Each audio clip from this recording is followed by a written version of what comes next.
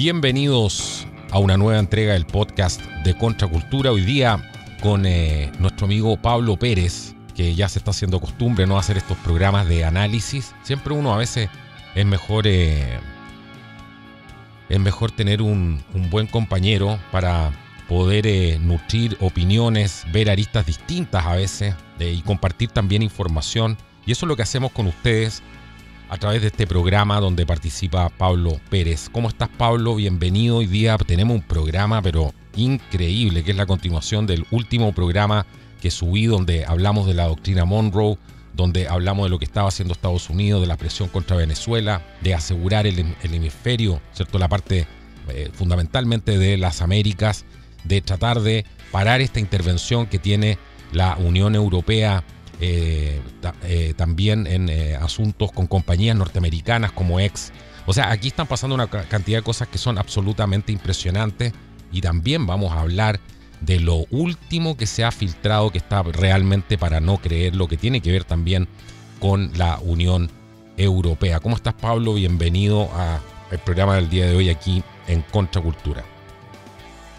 Hola Carlos, ¿cómo estás? Siempre es un gusto estar contigo. Muchos saludos a quienes nos escuchan en las cuatro esquinas del mundo y nos privilegian con su sintonía. Aquí estamos otra vez, como bien tú dices, las últimas 3 semanas han estado particularmente agitadas, así que vamos a echarle una mirada a eso. O sea, a mí es increíble la cantidad de movimientos que ha hecho Trump, pero también es increíble que nadie está conforme. Lo atacan desde su mismo lado también. La gente quiere gente presa, ese es el punto. Dicen, bueno, todo esto se está haciendo, yo entiendo la ansiedad también, entiendo que se necesitan tomar acciones, pero esto es una jugada, digamos, muy compleja, porque cómo tú aseguras, ¿cierto?, tu poder como presidente, la continuidad además que quieres darle a estos periodos, porque Trump no está pensando en un periodo, en gobernar ahora. Él está proyectando, él ha hablado de los 50 años, ha hablado ¿cierto?, de los 100 años que vienen a futuro de Estados Unidos, en este nuevo estilo, ¿no? Pero la gente quiere mucho más, la gente quiere ver presos. Ese es el punto. Y cómo tú compatibilizas todo eso sin que se vea como una acción de reprimir, de perseguir oponentes políticos, aunque sabemos que los demócratas son expertos en eso y que jamás van a, van a poder aceptar de que ellos mismos han estado metidos en cosas que son, que lo mínimo es que se vayan a la cárcel, muchos de ellos. Y la verdad es que uno se empieza a preguntar en este momento cómo es posible y cómo se puede convivir con gente que no acepta las elecciones, con gente que no acepta los resultados, con gente que si sale un presidente que no les gusta va a las calles y empiezan a quemarlo todo, que si sale un presidente con un mandato popular grande lo tratan de rey y movilizan las protestas. O sea, es un escenario sumamente complicado, Pablo. No sé qué es lo que tienes tú en tu cabeza, pero eso es lo más inmediato que tengo yo después de haber hecho el último programa. A ver, si quieres comenzamos por Chile.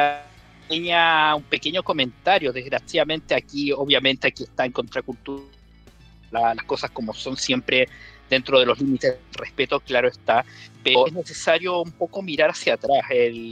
Este mismo movimiento MAGA es uno de los que está pecando de ansiedad, como bien tú dices. Te voy a reiterar una idea que señalé en un programa. Estamos en un lugar en el que en el invierno del año 2020, en el verano septentrional aquí de Chile del Sur, nunca jamás pensamos que estaríamos. Acuérdate tú que en esa situación nosotros aquí en Chile estábamos en un estado doblemente depresivo entre las cuarentenas y las resacas aún vivas de la insurrección del año anterior. Uno de los lemas que utiliza el movimiento MAGA es el pasado explica el presente, y desgraciadamente hay que decirlo, porque efectivamente el Partido Demócrata de los Estados Unidos ha producido grandes prohombres. Probablemente el más importante de ellos es John Fitzgerald Kennedy, de cuyo homicidio hace algunas semanas se cumplió un nuevo aniversario. Pero desgraciadamente desde los tiempos más o menos, remontémonos a Andrew Jackson, te estoy hablando más o menos la década de 1830, ese partido ha tenido un comportamiento prácticamente criminal, ¿ya? Y ha sido cómplice de actividades criminales. Sin ir más lejos, el Partido Demócrata, algo que a menudo se olvida pese a que está históricamente constatado, fue el último baluarte. Ellos prácticamente dieron lo que en inglés se llama the last stand, la última lucha por la preservación de la esclavitud en Occidente. Piensa eso nomás. En 1860 los últimos dos países más algunas colonias perdidas en Occidente donde todavía pervivía la esclavitud como un instituto jurídico eran el entonces Imperio del Brasil. También se suele olvidar que Brasil fue una monarquía hasta finales del siglo XIX, y el otro era Estados Unidos, sostenido fundamentalmente por el Partido Demócrata. Así que eso te dice mucho también de los intereses con los que ellos se identifican. En el pasado, hasta mediados del siglo XIX, era fundamentalmente el partido de los terratenientes, de los grandes intereses agrícolas, y luego ya con la mutación de la economía... Los amigos del Ku Klux Klan, además. ¿Ah? Que han dado vuelta a la historia, pero de una manera impresionante. Fenomenal lo que acabas de decir, Carlos. El Ku Klux Klan, de hecho, fue fundado, entre otros, por dirigentes del Partido Demócrata. Ya el general Nathan Forrest, que es considerado el creador de aquel movimiento, era demócrata registrado. Ojo con ese detalle. Incluso pero claro, partió en un bar, ¿no? Se juntaron en un bar este general con otros que estaban preocupados de que les iban a quitar a los esclavos y que el norte estaba, ¿cierto? Aunque sabemos que todo eso en un estadio aún superior fue manipulado por los servicios de inteligencia británicos para poder desmembrar al naciente y lleno de futuro Estados Unidos. Exactamente, y como estamos viendo, los demócratas se prestaron alegremente para ese juego, y es importante tratar este punto que, claro, a muchos les podrá parecer extraño que estemos hablando de una historia antigua, pero claro, se conecta con algo que tú trataste en el programa anterior, que es este asunto de la doctrina Monroe con el corolario Trump, ya entenderla, por qué una cosa que tiene casi 200 años de antigüedad, acuérdate tú que este mensaje presidencial en el cual se expresó lo que luego la historia llamó la doctrina Monroe es de aproximadamente 1815, o sea, ya tiene más de 200 años de historia este principio diplomático. ¿Por qué lo estamos reviendo justo ahora? Antes de hacerte el micrófono, lo único que puedo decirte es que simplemente no estamos viendo a una suerte de monarca coronado o a un nuevo pintor austriaco, disculpen la expresión por el tema de la censura, ni mucho menos, simplemente estamos viendo el retorno de Estados Unidos al lugar que siempre le ha correspondido. Lo que ocurre es que a partir de lo que fue el consenso de Washington y los conciliábulos de Princeton que tú trataste en algunos programas anteriores, nos acostumbramos fundamentalmente de la mano de los demócratas y de los rinos, nos acostumbramos a ver a un Estados Unidos retirado, ni siquiera interviniendo a favor de los intereses del pueblo de los Estados Unidos, sino de los intereses de las grandes corporaciones. Y si no estaban presentes esos intereses, simplemente miraban desde lejos, viendo, por ejemplo, las masacres que ocurrió en Ruanda en 1994, o observando con impasividad el avance del llamado narcosocialismo del siglo XXI de la mano de Lula aquí mismo en Sudamérica o en el Asia-Pacífico, cómo Estados Unidos y el Occidente le entregaba las herramientas a China para transformarse en la amenaza existencial que es hoy día. Exactamente. Bueno, nosotros hablábamos hace harto tiempo, se ha hablado mucho en este canal del tema de la influencia china, ¿cierto? Y de estos países que no tienen capacidad de generar riqueza, me refiero a gobierno en realidad, que no tienen, sobre todo los socialistas, los del foro, los alineados al foro de Sao Paulo, que lo único que están haciendo es entregando nuestro países al colonialismo chino. Ese no les molesta, ese tipo de colonialismo, el ruso tampoco les molestó en su momento.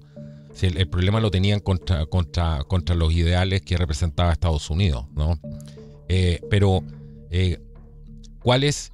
Es bueno que Estados Unidos se haga cargo del patio trasero en ese sentido, ¿no? Tratando de diseminar los ideales de la libertad, tratando de diseminar los ideales que puedan ser combativos y eficientes contra la ideología de Beijing, por ejemplo, y también de las ideologías totalitarias de la Unión Europea y todo ese tipo de cosas. Así que eso yo por lo menos lo veo con buenos ojos y espero que puedan ejercer una influencia que sea positiva y que sea real y que no sea esto siempre del el peor, que no se puede ser amigo de Estados Unidos porque siempre te traiciona por la espalda, ¿no? Esa es una cosa que también está bastante instalada y que, digamos, es real por la cantidad de experiencias que se tienen anteriormente.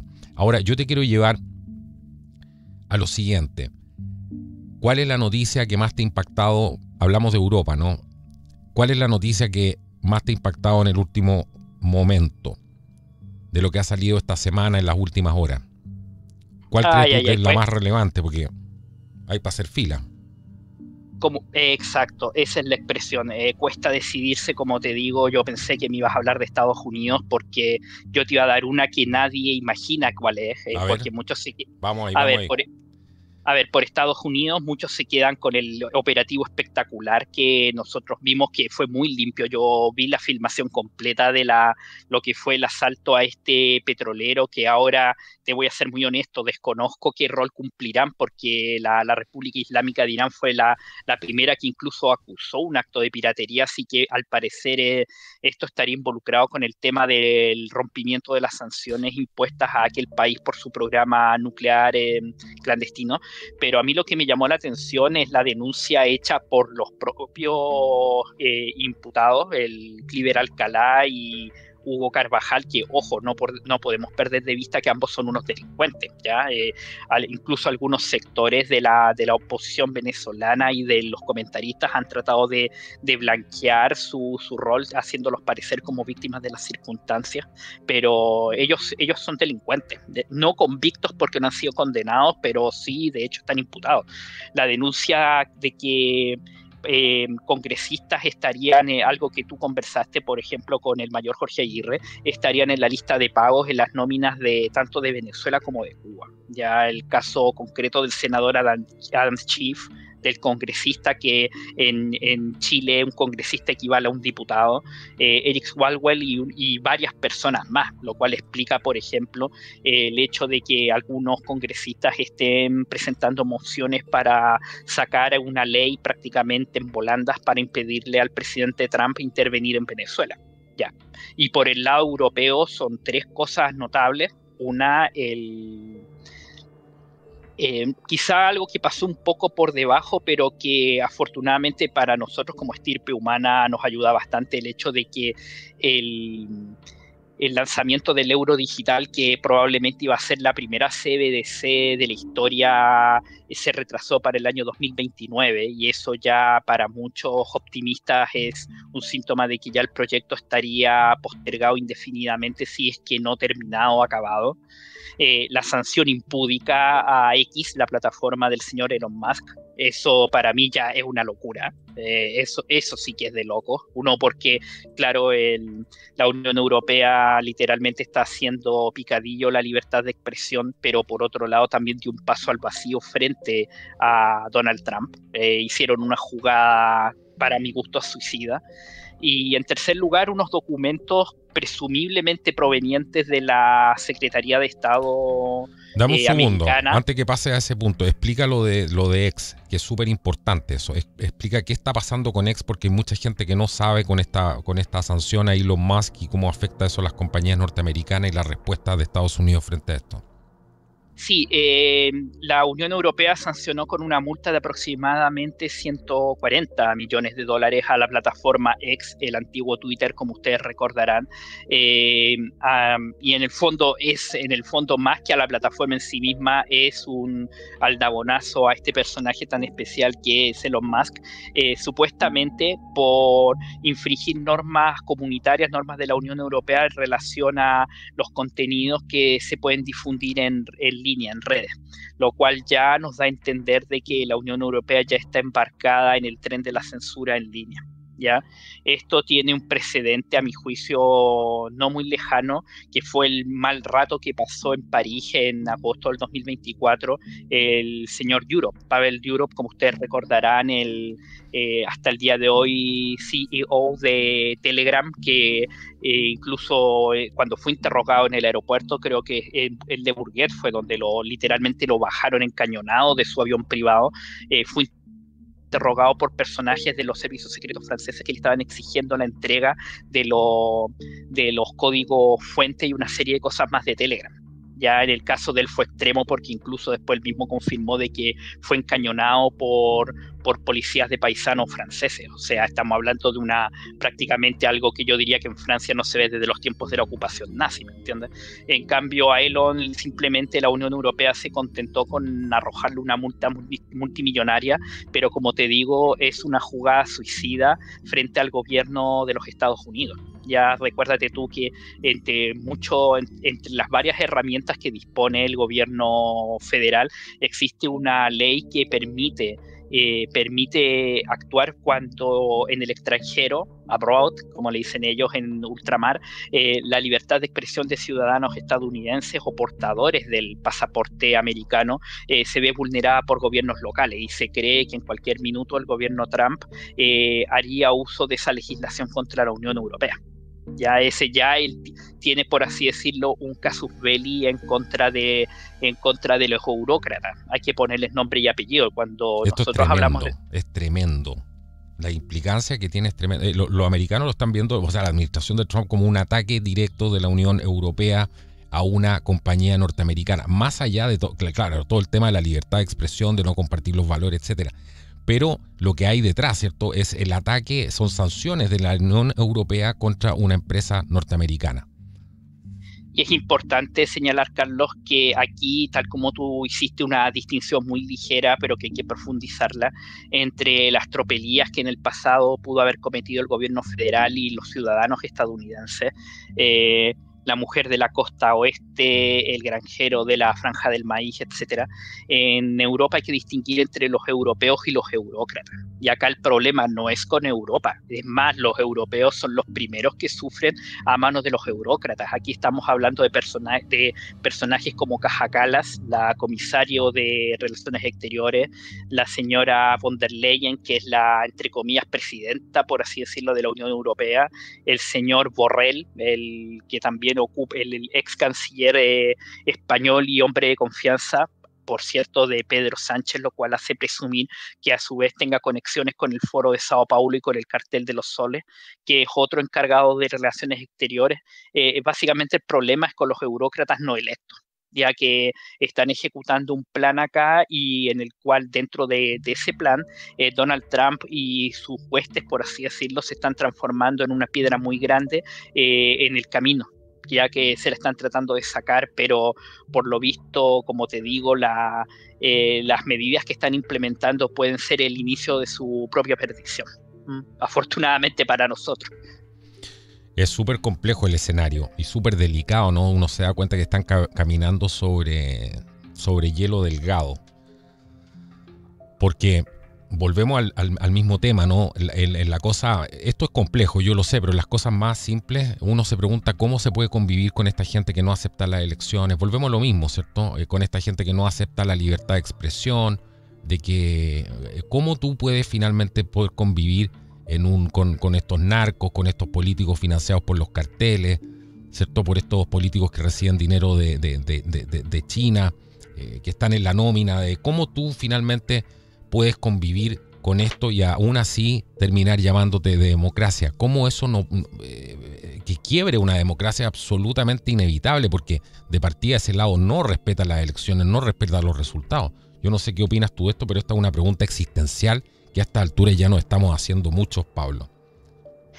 A ver, Como tú mismo dices, esto ya tiene una explicación mucho más metafísica. De hecho, es inevitable que yo mismo, a mí me ocurre que en esta etapa del año, final de año, que coincide con probablemente la fiesta cristiana más importante del calendario litúrgico, junto con la Semana Mayor, la Semana Santa, que es la Navidad, entramos en una suerte de estado metafísico que quizá nos permite hablar un poco más abierto de las preguntas más importantes de la vida. En el programa que tú hiciste hace un par de días con Jorge Aguirre hablaron de esta misma situación desde un punto de vista más bien, por así decirlo, de los datos duros, de los factos, como los llaman los jóvenes de hoy, de la data de inteligencia, ¿me entiendes? Pero tú me has hecho una pregunta que es metafísica. Y acá es donde justamente entramos a conversar algo que incluso en las conversaciones de pauta tú te has dado cuenta que ni yo tengo una respuesta muy acertada, que es la metafísica de la maldad. Muchos autores libertarianos, acá por ejemplo Vanessa Kaiser, etcétera, para hablar de este tema se remontan o citan mucho, se ha puesto muy de moda una pensadora que estuvo un tanto olvidada en la década del 70 y el 80, que fue Hannah Arendt. ¿Ya? Hannah Arendt tiene mucha razón. Ella sufrió, de hecho, de la maldad del siglo XX en sus propias carnes, eso hay que decirlo, una mujer que de hecho transitó del marxismo al conservadurismo, una trayectoria de vida muy parecida a la que tuvo otro personaje muy interesante para entender, por ejemplo, el devenir político italiano, que es Oriana Fallaci. Ya, de hecho, el último libro de Oriana Fallaci fue una crítica feroz a la invasión migratoria musulmana que en Europa recién estaba comenzando al tiempo de su fallecimiento. La metafísica de la maldad es un tema, como te digo, un tema que es inagotable prácticamente, y es la única forma de entender por qué vemos estas extrañas asociaciones que nos están llevando literalmente a probar las mieles del infierno. En el caso del marxismo, del socialismo, es claro, y tú has hecho un montón de programas sobre eso, los espurios orígenes de Marx, ¿me entiendes tú? De este joven que, de este, entre comillas, autopercibido economista que en su juventud incluso coqueteó con el satanismo, le declaró la guerra al mismo Dios. ¿Recuerdas tú ese poema, La invocación del hombre desesperado, el Oulanem y todo ese tema? Luego los orígenes del socialismo británico, el fabianismo, que estaba enlazado con una serie de sociedades de tipo cultista, ya Aleister Crowley, Madame Blavatsky y una serie de grupos de esa calaña que estaban detrás de la sociedad fabiana, el origen del actual Partido Laborista, al cual de hecho pertenece uno de los mayores tiranos que en estos momentos rige Europa, que es el primer ministro británico, el señor Keir Starmer.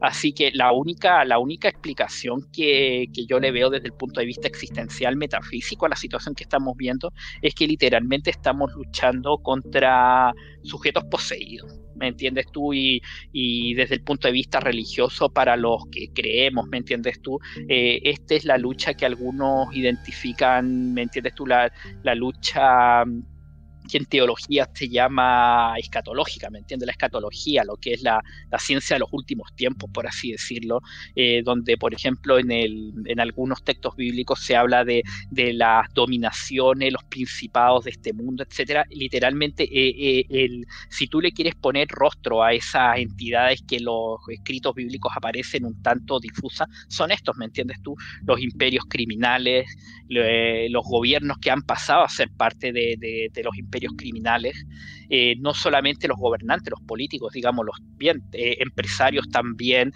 creadores de riqueza que en algún minuto, a diferencia de lo que dice, por ejemplo, Axel Kaiser y Milei, que los consideran como entidades virtuosas, ¿me entiendes tú? Ellos ahí se dejan llevar solamente por sus ideas, pero no se dan cuenta que son seres humanos y como tales su carne es débil, ¿me entiendes tú? Su carne es bastante débil y también se pueden dejar llevar por sus bajas pasiones y ser arrastrados en algún momento al desierto de la vida, a la tentación y definitivamente caer, que es y ese es el punto en el que estamos ahora, ¿me entiendes?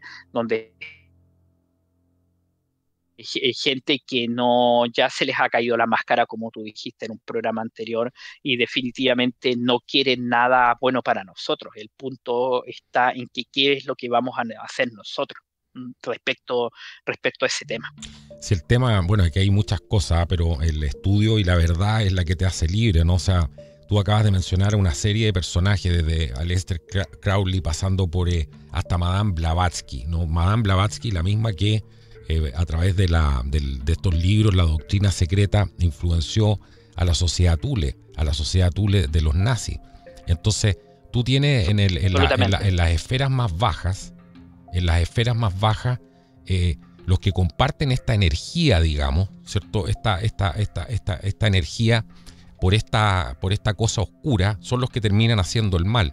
Y arriba, las denominaciones ya no importan. Si eres de nazi, de izquierda, derecha, puedes ponerle cualquier apelativo, pero lo que hay en el fondo es lo que importa. Y siempre hay contraparte. O sea, para mí, por ejemplo, la contraparte, vamos a poner un poco más metafísico, pero esto es historia, ¿no? La contraparte de Madame Blavatsky para mí fue Allan Kardec, que surgió después en ese tiempo, pero reafirmando, también rescatando esta cosa del mundo, de lo que había en el más allá, pero reafirmando el tema de Jesús, ¿cierto? Digamos, de la doctrina cristiana. Siempre hay contrapartes, siempre hay algunas de esas, incluso bueno, eso, algunas cosas se han desvirtuado después, pero es interesante tener en cuenta que al final sí, el que anda metido en este tipo de cosas termina haciendo el mal, ¿cierto? Y la gente en la superficie se pierde en estas denominaciones, en estos espejismos, y ahí entra la televisión, la prensa, la media, ¿cierto?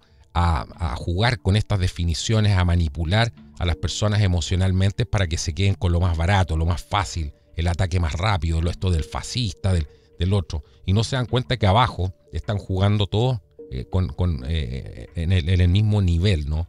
Y por eso los frutos que tienen, pero los frutos terminan siendo un reflejo de de con qué se relacionan, digamos, en este mundo que no vemos, ¿no? Pero que es el verdadero sustrato de lo que vemos en la superficie, en este mundo material, Pablo.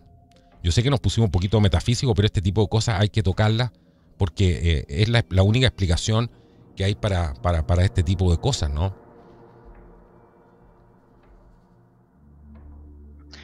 Exactamente, mira, si tú me permites, aquí hay que hacer ciertas definiciones y, como se dice habitualmente, lanzarse a la piscina con ciertos temas, ¿ya? Aquí, por un lado, tú nombraste la Sociedad de Thule, que es uno de los grupos de los cuales surgió el partido nazi, que acá en Chile es un tema que se ha puesto un poco, ya era hora, y con las críticas que yo le hago a él, la gente un sano ejercicio de revisionismo histórico que está haciendo Axel Kaiser, hermano del ex candidato Johannes Kaiser, a través de su libro Nazi-Comunismo, que ha causado bastante revuelo en las últimas 2 semanas. Poner en perspectiva de que el partido nazi y su líder, que llegó a ser en algún minuto canciller de Alemania y en la práctica dueño de la vida y la muerte en aquel país, probablemente fue la disidencia controlada más sanguinaria del siglo XX. Ya en algún minuto, mucha gente, incluso hasta la Iglesia Católica, mira lo que te estoy diciendo, creyó conveniente apoyarle porque era la única alternativa frente a la expansión del bolchevismo en Europa y después en el resto del mundo.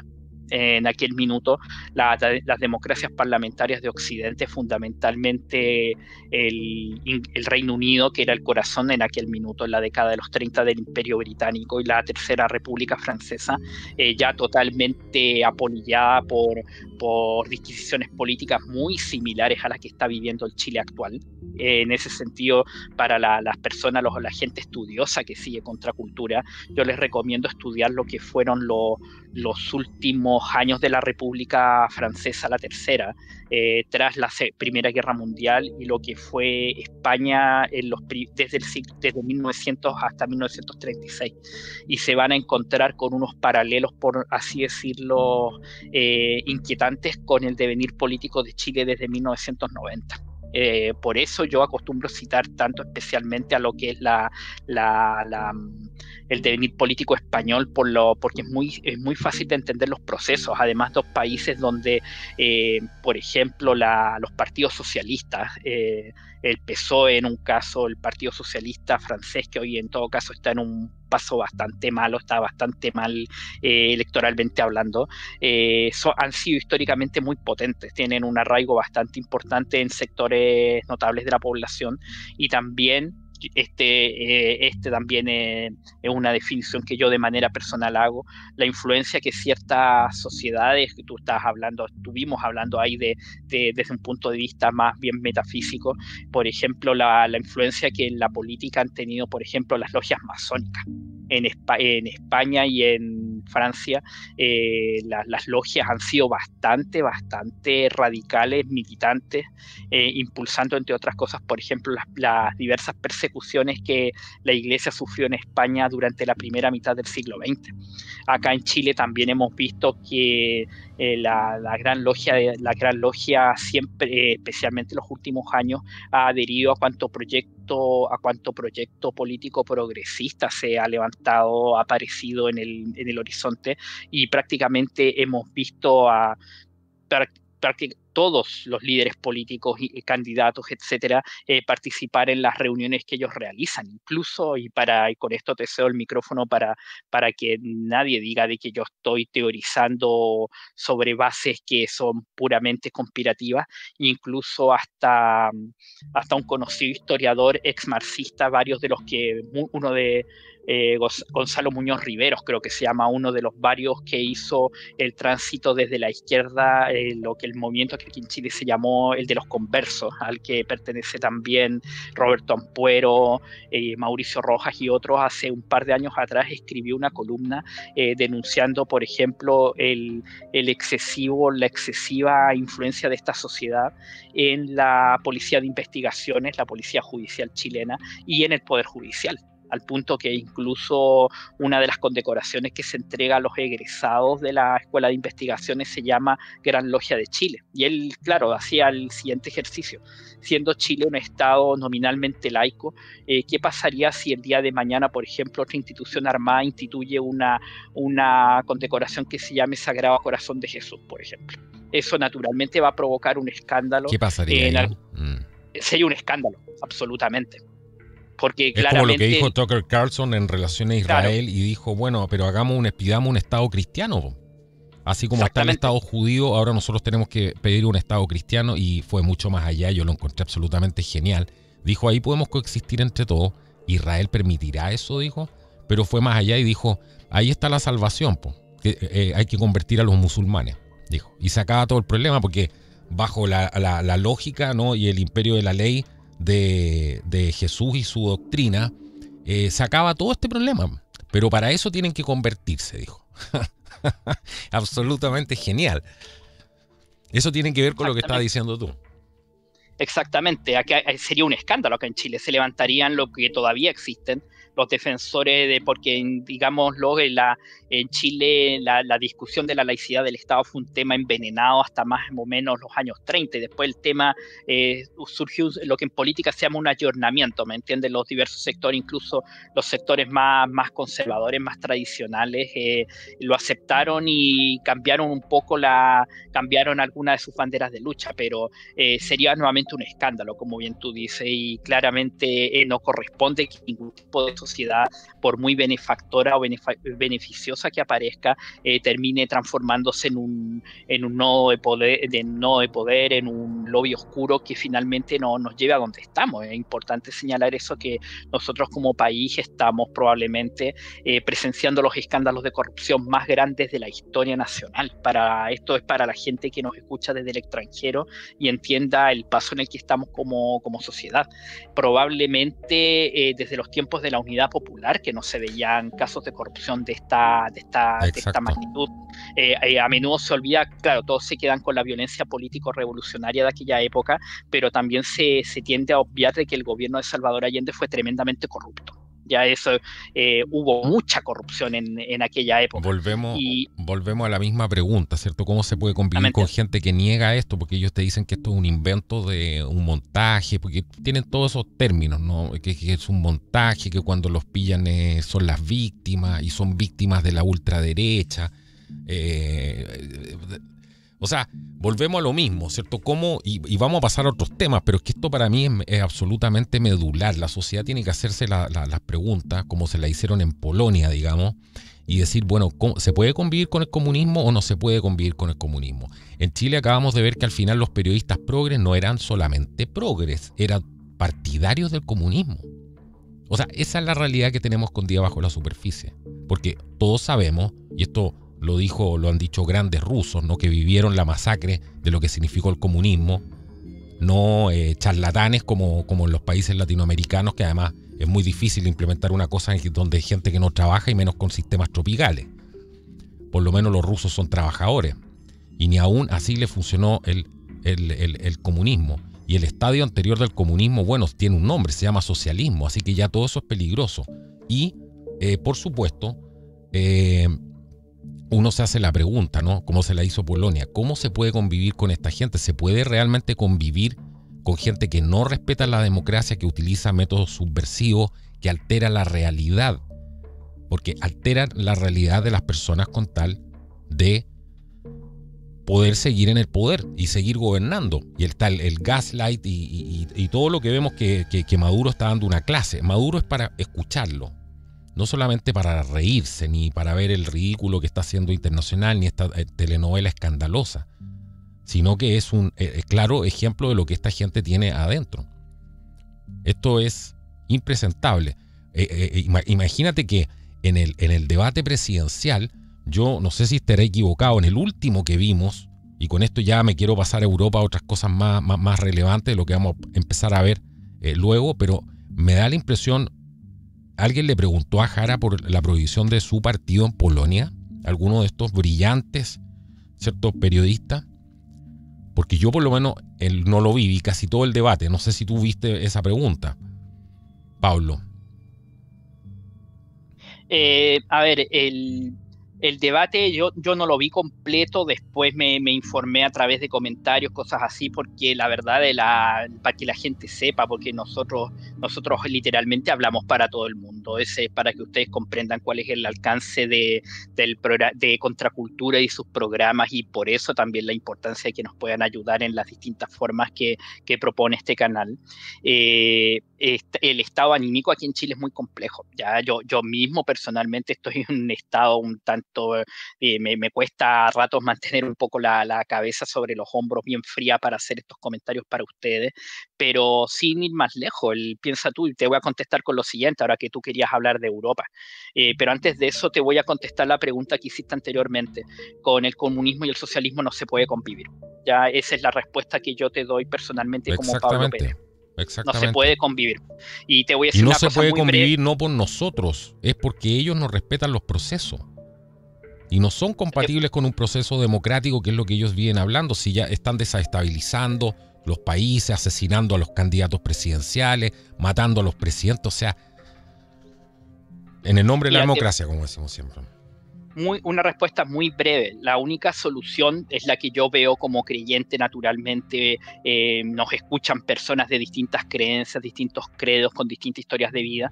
Una de las únicas formas que yo veo, que tú que hablaste ahora de Polonia, que es un país católico militante y mariano, muy importante eso, probablemente es el gran país mariano del mundo, Polonia, es el retorno de Dios, ni siquiera de Dios, el retorno del espíritu a la sociedad.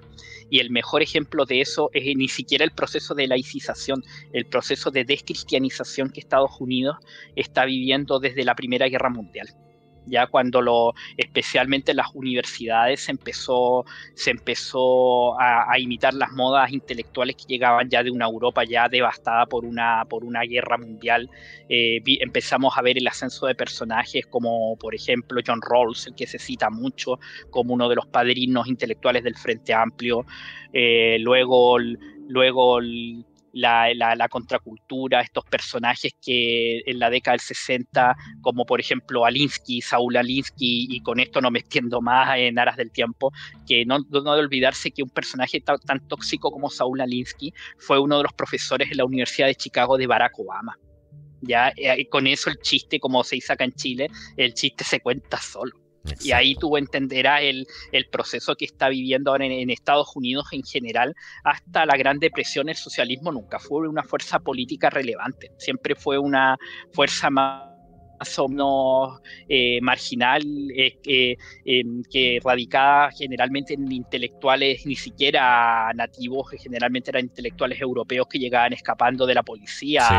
Es que este es otro tipo de socialismo, pues este es un socialismo subterráneo, ¿cierto? Donde la gente piensa como socialista, pero no sabe que son socialistas mucho, porque esa es la gran mayoría de la gente. Si tú le preguntaras, le dirías, oye, ¿tú eres comunista? Te dirá, no, yo comunista no soy. Pero interrógalo un poco para ver qué ideas tiene.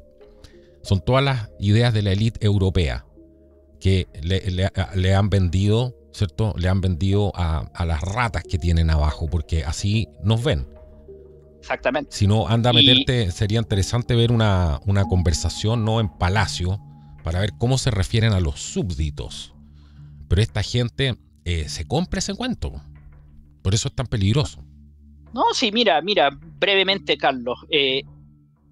Aquí vamos a entrar un poco en el terreno del periodismo rosa, pero ahí es bien complicado, porque cuando el periodismo de monarquía, de corte, por así decirlo, se mezcla mucho con la historia. Por eso notables periodistas acá en Chile como en Europa que se dedican a reportear a la vida de las casas reales también son personas bastante duchas, entendidas en historia, ¿ya?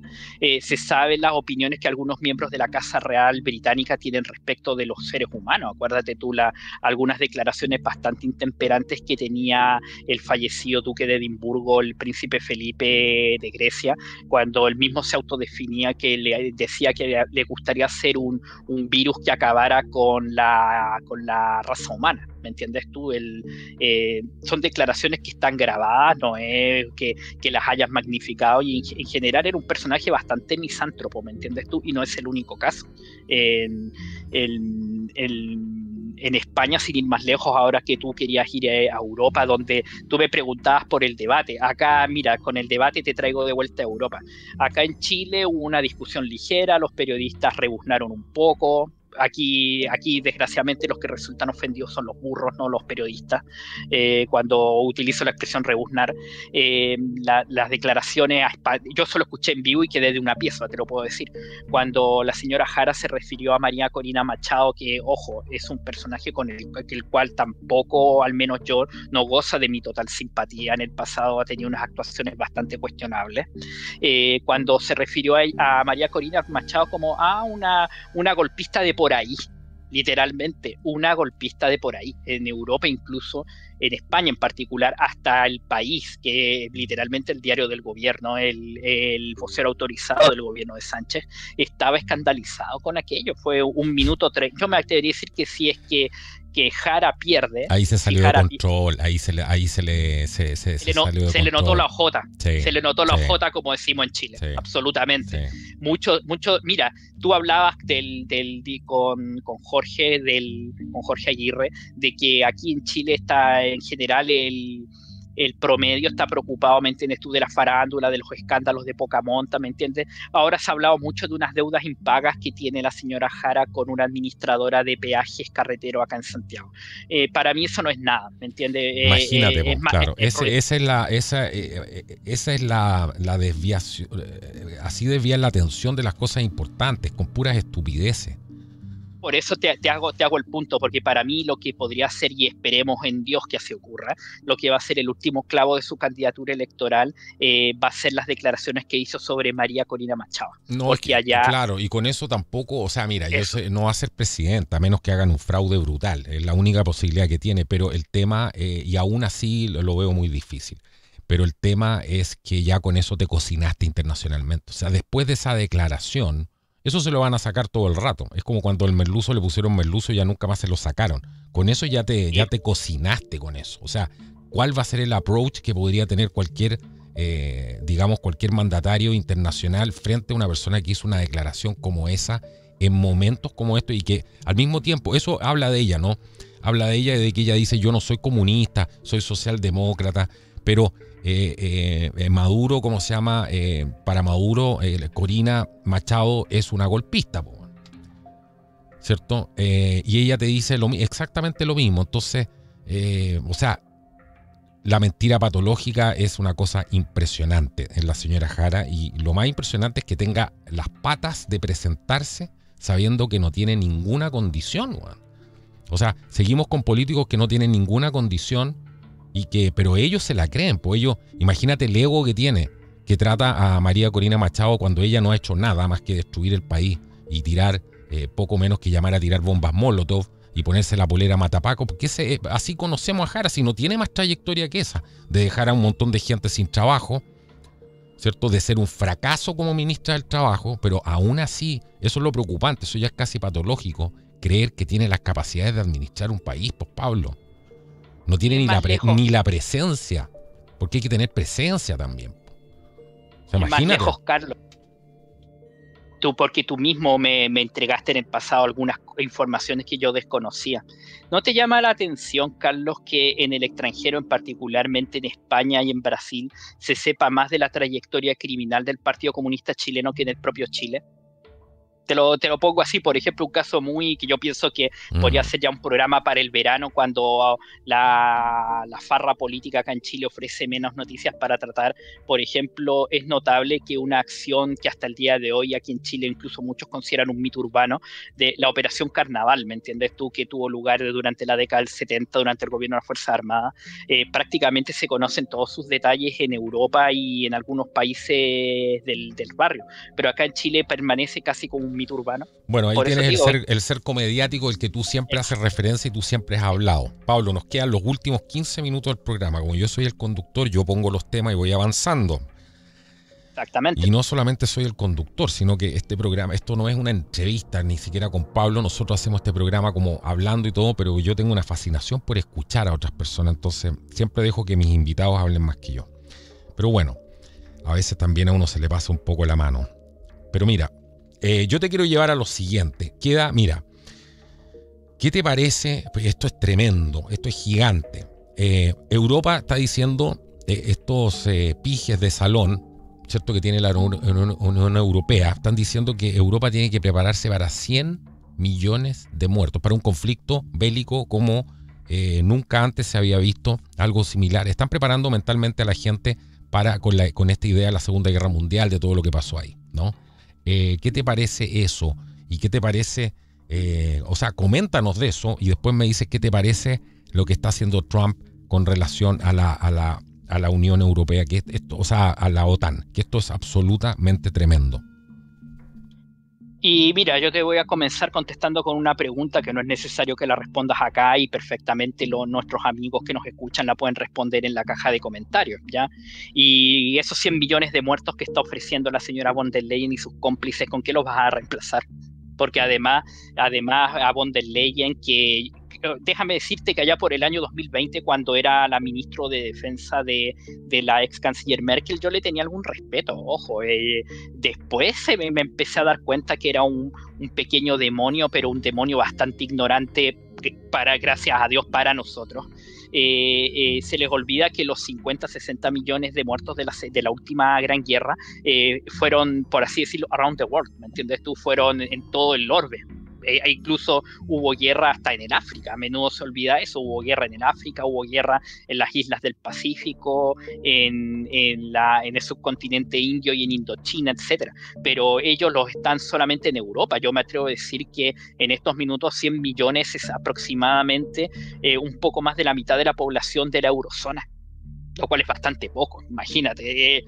Ya esas declaraciones, como bien tú dices, están diseñadas para atormentar, para provocar estrés mental. Incluso, mira tú cómo calculan las cosas en un periodo tan sensible como es la Navidad, que en países como Italia, un país prácticamente... Imagina, eso ya es la maldad, pero máxima. Si Italia, la gente, después Alemania, de todo lo que ha vivido, de todo lo que está viviendo, en vez de darle algo de confort, de tener madurez, lo que haría un líder de decir, oye, no alarmemos a la gente pasó la pandemia. Si todo esto fuera de verdad, esos serían los argumentos que utilizarían.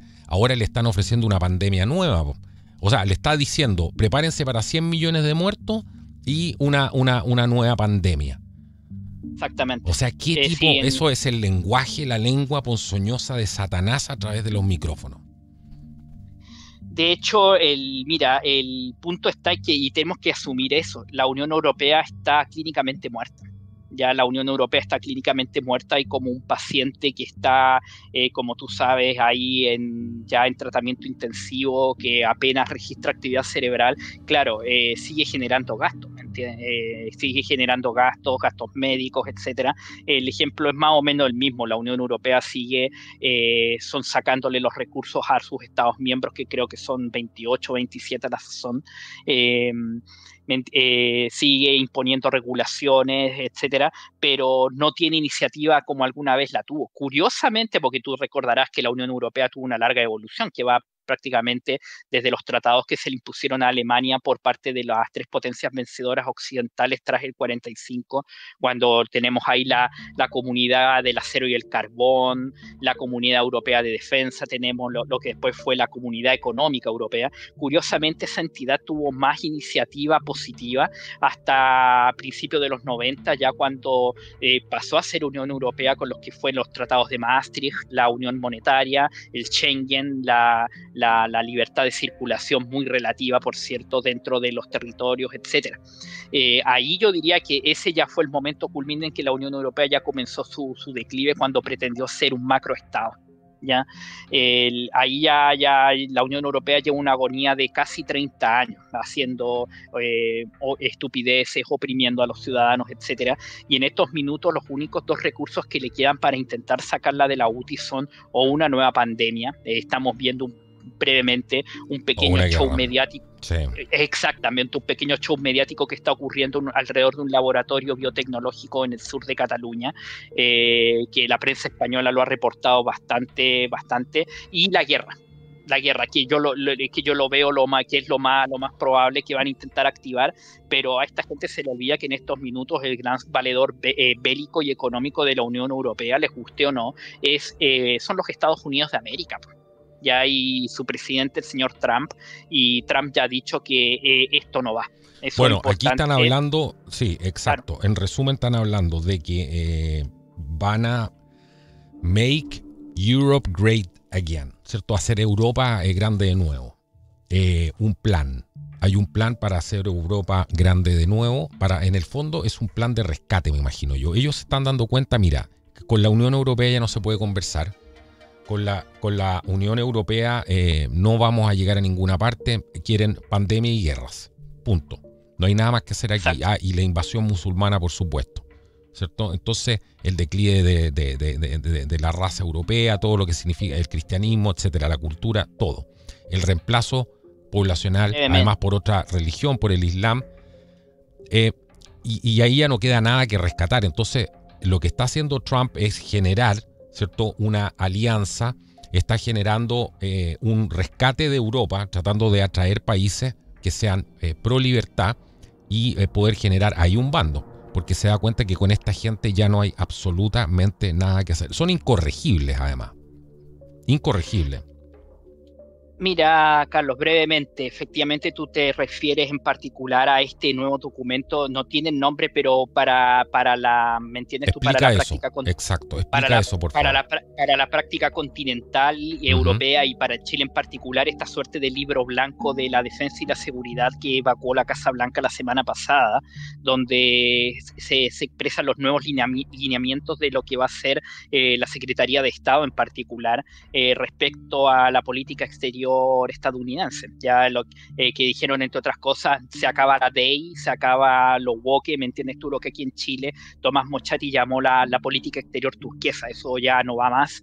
Que Estados Unidos no es un policía del mundo como pretendieron los rinos durante los gobiernos de los dos Bush a principios de los 90 y en cierta medida también durante el gobierno de Bill Clinton. Pero lo más importante es el plan respecto a Europa que fue filtrado, una supuesta filtración por parte del Daily Mail británico, que es de hecho un diario que se ha identificado con los sectores patriotas de la sociedad británica. Estoy hablando de Tommy Robinson, del señor Farage y una serie de personajes más, al cual se refirió la semana pasada, por cierto, nuestro querido amigo Douglas Pollock. Aquí me permite aquí un pequeño paréntesis. Acá en Chile se le ha hecho muy mala propaganda a ambos. Ya a Tommy Robinson los pocos medios que se han dedicado a hablar de él lo han plantado como un hooligan, mientras que a Nigel Farage, incluso por sectores de la llamada fachosfera, lo han planteado como un inglés estirado, infectado del virus del aislacionismo, del espléndido aislacionismo británico tradicional, y las cosas no son tan así, ¿me entiendes? Pero volviendo al punto, el plan en concreto... Es harto más sencillo que cualquiera de los que están ahora, incluyendo Starmer, pues sí, cosa de saber inglés y ver cómo se expresan. Exactamente. Tiene calle. De hecho, en ese sentido, el señor Farage muy parecido en ese sentido a Bolsonaro. Ha hecho el trabajo de calle que estos politiquillos de salón, como tú te definías a los amigos de la Unión Europea, se han olvidado en los últimos años. En concreto, el documento al cual se refería el Daily Mail es que habría un plan por parte de la Secretaría de Estado para aproximadamente acercarse a 4 o 5 países que son fáciles de identificar cuáles son, para que hagan en forma simultánea abandonos de la Unión Europea y con eso provocar un proceso de implosión de la organización. Fácil de adivinar, probablemente en ese grupo va a estar Hungría, va a estar Eslovaquia, Polonia, quizá Italia, etcétera. República Checa también, es fácil adivinarlo. Pero aquí hay que entender una cosa brevemente en aras del tiempo, algo que yo te expliqué fuera del micrófono, lo que es el revival, por así decirlo, de la doctrina Monroe con este llamado corolario Trump.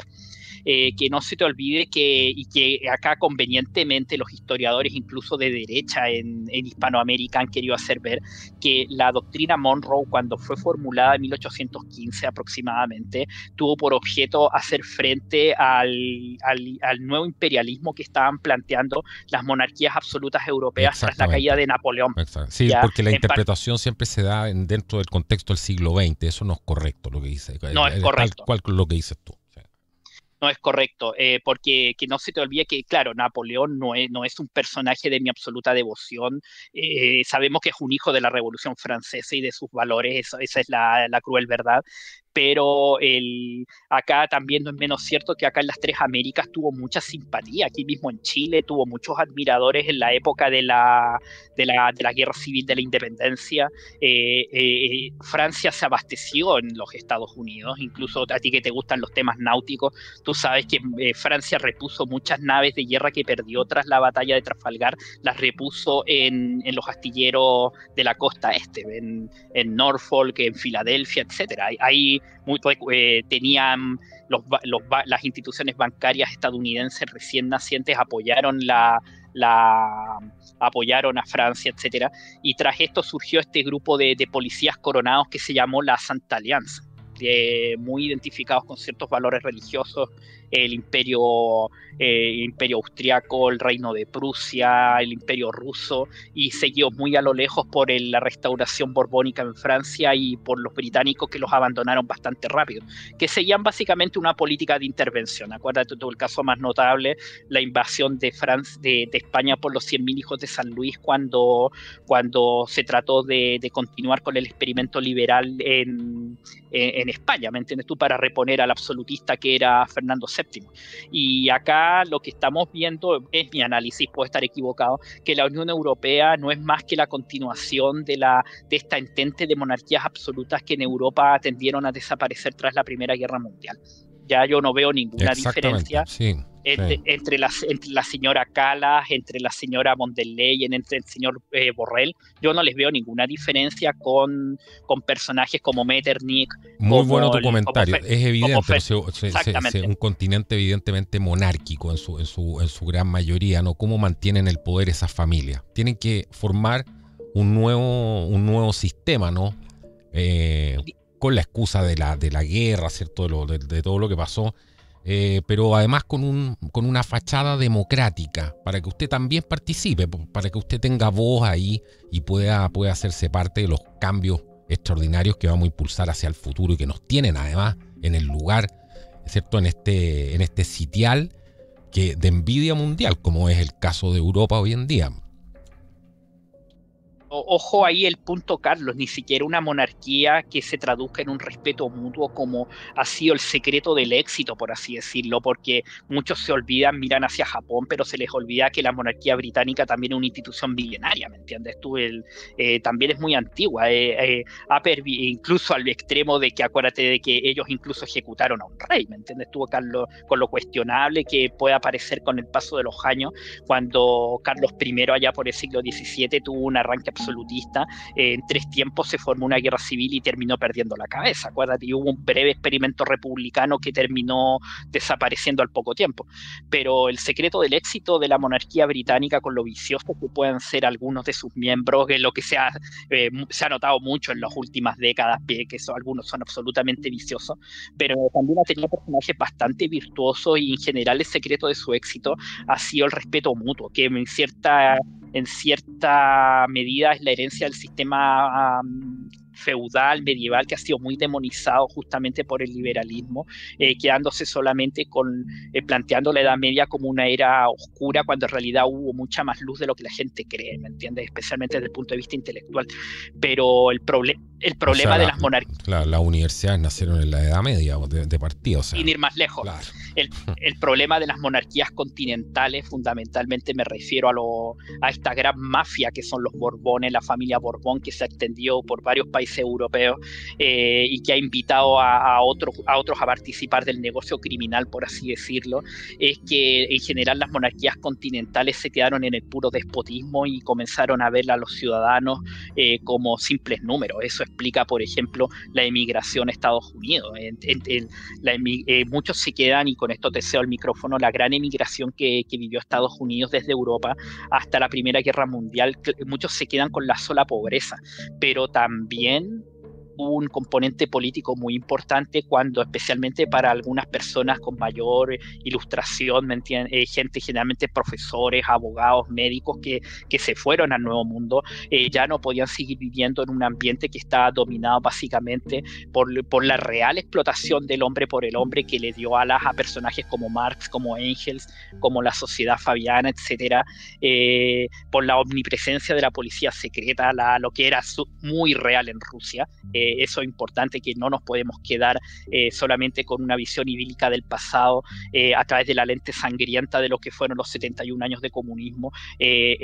Durante el zarismo también hubo opresión, y mucha, eso es la verdad, hay que decirla, y escogieron justamente a Estados Unidos como su nuevo hogar, ¿me entiendes? De ahí la obsesión, como la llamó alguna vez la ex mujer del presidente Boric, esta señorita Karamanos, que decía: yo no entiendo cuál es la obsesión de la derecha con la libertad. Esa es nuestra obsesión con la libertad, porque nosotros ya hemos visto en el pasado qué es lo que ocurre cuando algunos personajes, ya sea porque creen en su fuero interno que Dios realmente les habló, o por alguna otra razón, se sienten con el derecho de pasar a llevar al prójimo. Es por eso que nosotros estamos tan obsesionados con la libertad. Pero claro, bueno, eso no entender nada de la naturaleza humana, ¿cierto? Si fuera por eso, Magallanes no hubiera cruzado los océanos, o sea, Colón tampoco. El hombre no hubiese llegado al espacio, ¿cierto? No se hubieran creado los motores V8. Ahí está la obsesión con la libertad. Ya, Carlos, absolutamente increíble. A ti que te gusta la mecánica y la náutica, no han habido hombres más enamorados de la libertad que los inventores y que los marinos. Exacto, tal cual. Ahí tú tienes probablemente un personaje que... Le falta navegar a esta chica. Un personaje que ha hecho mucha fama en el último tiempo debido justamente a que su nombre adorna uno de los autos más populares de los últimos tiempos. Yo diría que Tesla, claro, la figura de Tesla está un poco sumergida en la leyenda, en la bruma del tiempo, etcétera, pero Tesla era un enamorado de la libertad. Está tan enamorado de la libertad que escogió vivir como un recluso para perseguir sus propios sueños, y terminó siendo víctima de los enemigos de la libertad. Acuérdate tú, exacto. El gran capital de Nueva York. ¿Qué puede ofrecerle al mundo alguien que no está enamorado de la libertad? Habría que hacerse esa pregunta. ¿Qué podría dejar para la humanidad alguien que no está enamorado de la libertad? Versus lo que dices tú, cómo son los reales enamorados de la libertad, que dejan una huella y traspasa esa huella generaciones y generaciones. Y ojo, que te voy a hacer... con mis limitados conocimientos de teología y obviamente con el temor de decir alguna herejía al aire, probablemente el mayor enemigo el mayor enamorado de la libertad que existió hasta la fecha ha sido nada menos que nuestro Señor Jesucristo. Pero claro. Ya, ojo, algunas denominaciones cristianas posteriores han cometido el mismo pecado del Islam de creer en el determinismo, en la invariabilidad del destino y una serie de cosas más, ¿me entiendes tú? Que esas ya son herejías de hombres, pero Cristo, incluso en el momento cuando Él dice, quien quiera seguirme, que tome la cruz de la vida diaria y me siga. Él te está ofreciendo una opción, no te está empujando, te está dando la opción de escoger. Él mismo cuando se vio arrastrado al desierto y tentado, la tentación es en esencia un ejercicio de libre elección, ¿me entiendes?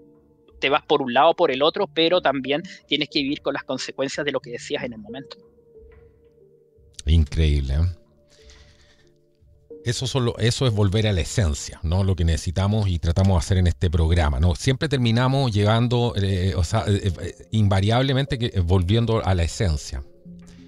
Pablo, yo te quiero agradecer hoy día. Aquí se abre una ventana de esperanza con todo esto, con lo último que estamos viendo, con lo que ha salido, lo último que ha salido de la CDC, que también comentamos en el programa anterior. Vean, ese programa está imperdible para poder entender todo lo que significa la doctrina Monroe, cómo ha ido evolucionando a través del tiempo, qué es lo que está haciendo Estados Unidos hoy en día, no solamente con el tema de la OTAN, sino también en nuestro hemisferio, en el tema de Venezuela. Es sumamente importante ver eso, que es más allá simplemente del discurso de las drogas, entendiendo que ahí se explica todo, eso también está, pero hay toda una reconfiguración de las fuerzas ahora a nivel planetario, podemos decir así. Y hay mucho más que, por supuesto, por un tema de tiempo, no nos hemos podido meter, como el tema de lo que está pasando en Japón, que ya vamos a hablar.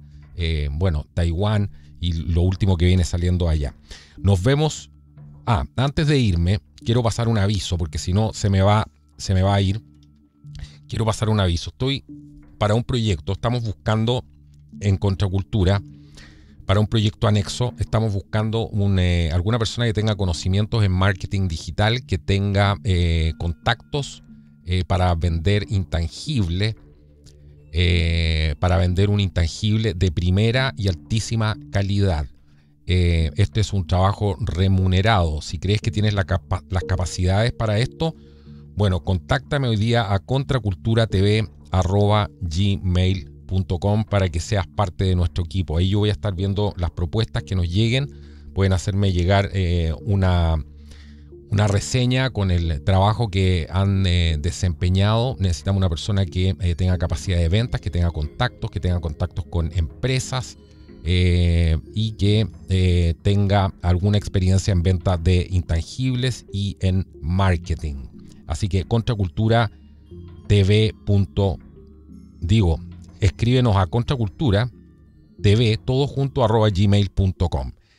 Y si quieres disfrutar y quieres realmente apoyar esta causa de la libertad, si eres un enamorado de la libertad, qué mejor que acceder hoy día a www.contraculturatv.com, donde vas a poder ver todos los programas de Contracultura sin comerciales. Si ya estás aburrido de los comerciales, quieres tu libertad, quieres escuchar las pausas, quieres detenerte y profundizar en nuestro programa, en nuestro formato, entra ahora en www.contraculturatv.com y suscríbete hoy, ayudas al canal, te eliminas todo el tema de los famosos comerciales y además accedes a contenido exclusivo y, como si fuera poco, ves los programas antes que nadie. Todo eso a través de nuestra plataforma modernísima de primer nivel, www.contraculturatv.com, y además tenemos una app.